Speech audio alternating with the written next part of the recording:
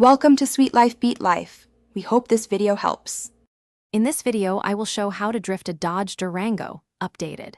Begin by finding a controlled, legal space and inspecting tires, brakes, and suspension for safety. Warm the drivetrain with gentle driving to bring tires up to working temperature, then practice weight shifts and throttle modulation at low speed. Focus on smooth steering and steady throttle to maintain a drift, and always prioritize safety gear, a spotter, and gradual progression. Here are initiation techniques you can practice safely and progressively to start a controlled drift.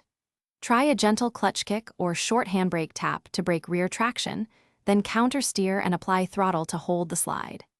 Use weight transfer by lifting slightly before the turn and then committing with gas, keeping input smooth so the Durango rotates predictably and you avoid excessive snap or overcorrection.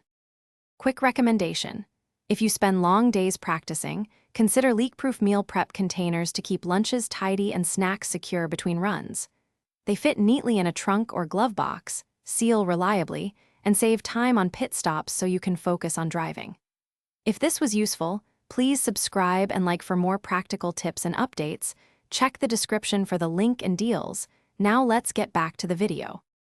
Control and recovery focus on balancing throttle and steering with calm, measured inputs so you keep the Durango pointing where you want. Counter steer as soon as the rear steps out and adjust throttle to change drift angle. Small corrections are better than big jerks.